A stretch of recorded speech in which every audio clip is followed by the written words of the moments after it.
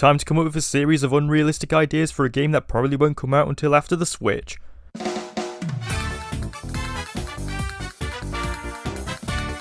How are we today, everybody? I hope you're all good.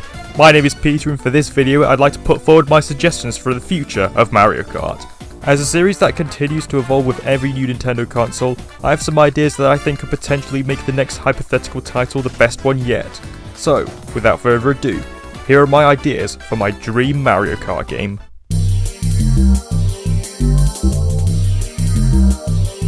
Firstly, I'd like to talk about which characters I'd like to see introduced to the series, as I feel like there is so much potential for characters that Nintendo hasn't quite reached to its fullest, especially with the abundance of clone characters in Mario Kart 8. One character that always stuck out to me is none other than Professor Elvin Gadd.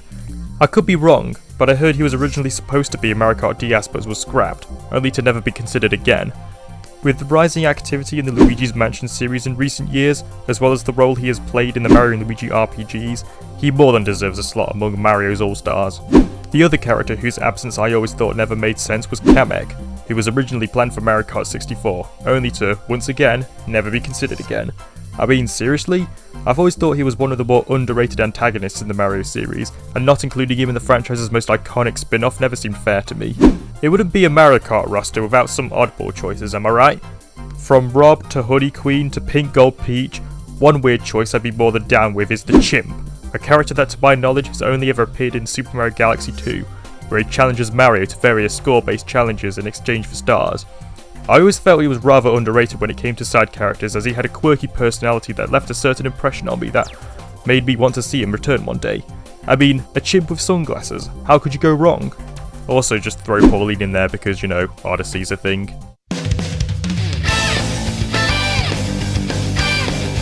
Ever since the introduction of other Nintendo characters in Mario Kart, starting with Link, Villager and Isabelle, then the Inklings later on, it got me thinking, what other Nintendo All-Stars fit the mold of Mario Kart?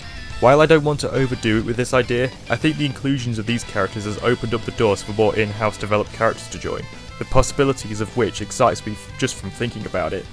Captain Olimar immediately sprung to my mind, as I think we need to see some Pikmin representation to add to the countless cameos that said franchise has made in other Nintendo games.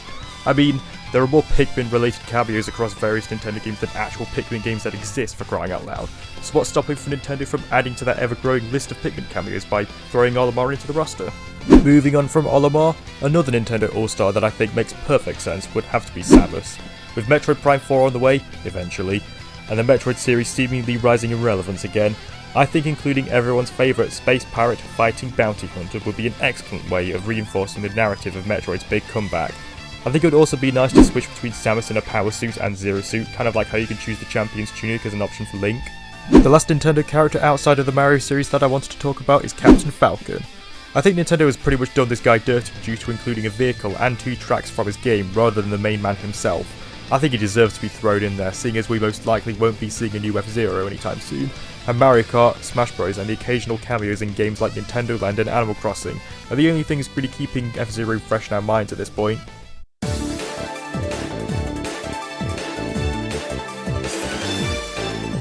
Now that we've got the characters out of the way, let's move on to the courses I'd like to see show up. Seeing as I have chosen to include Samus and Olimar in the roster, I think we should have some Metroid and Pikmin themed courses to go alongside them. Imagine driving through Planet Zebus and avoiding hazards like Ridley and Kraid, or being the size of a coin and having to dodge Bulborbs and fiery blowhogs. There's so much potential that could be fulfilled with these unique worlds, as we've already seen with the Zelda and Animal Crossing courses that already exist.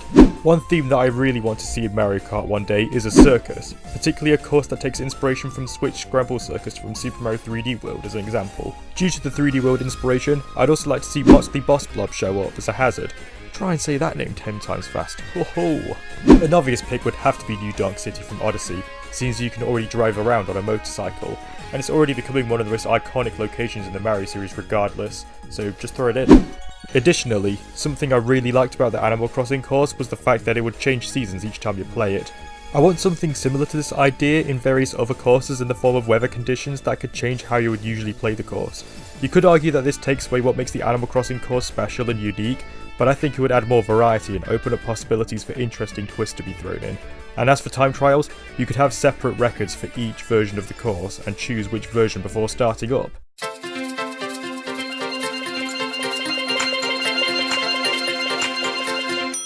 Next up, I wanted to go over a few ideas I had for vehicles.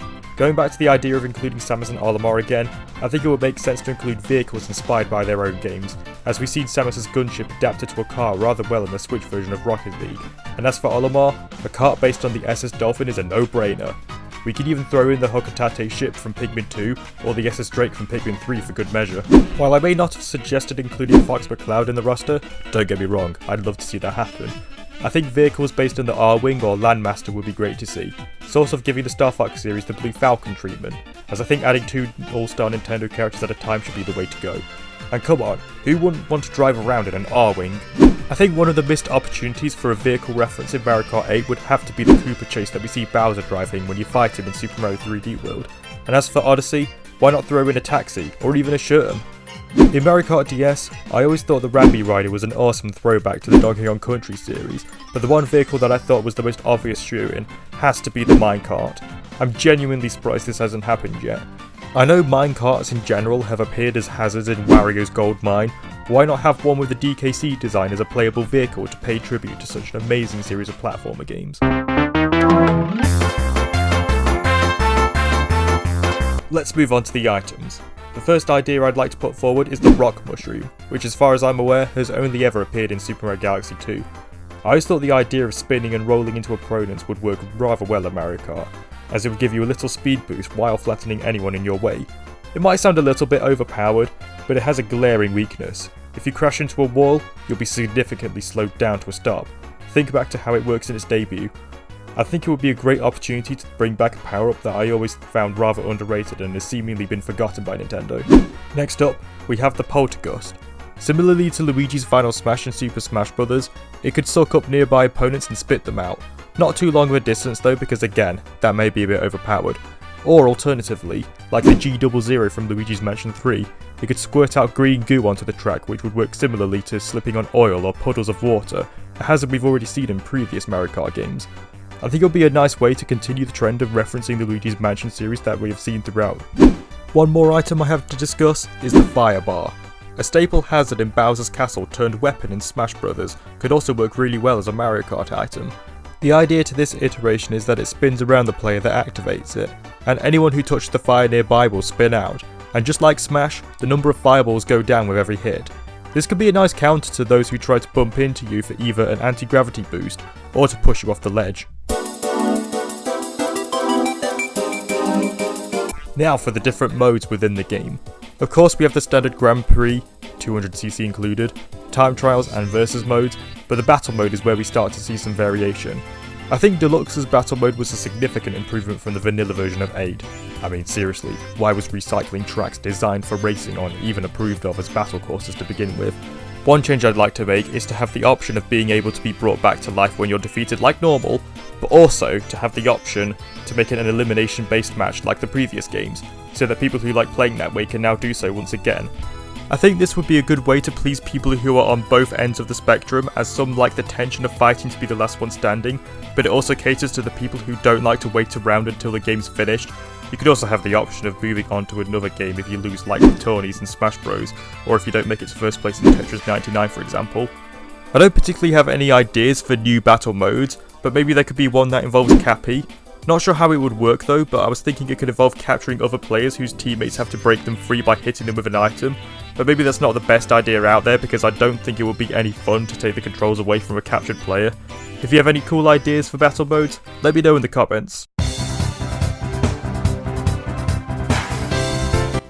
Last but not least, I wanted to talk a little bit about a mode that I sorely miss and is the main reason why Mario Kart DS is probably my favourite Mario Kart. Mission mode, of course. I can't believe it's never come back since, and it was a really good way of making Mario Kart more enticing for those that have no I mean, those who want to sink their teeth into some single player content. Seeing as the amount of bosses in the Mario series continues to increase with every new game, there is limitless potential for new boss fights that can be adapted to Mario Kart, and with the introduction of mechanics like gliding and anti-gravity, there is so much more they can do with a mission-based structure. I also want online leaderboards and replays of people's attempts to inspire the player to keep improving their time and score, or maybe even have the option to take part in actual online missions built specifically for competing against other players.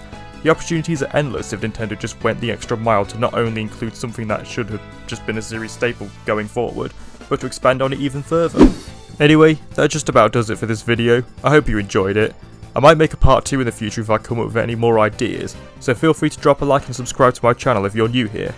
Also, don't forget to check out my other videos, including this one, where I talk about why I think there's still hope for Pikmin 4, or this one, where I talk about why I want to see Resident Evil's Leon S. Kennedy join the Super Smash Bros. Ultimate roster.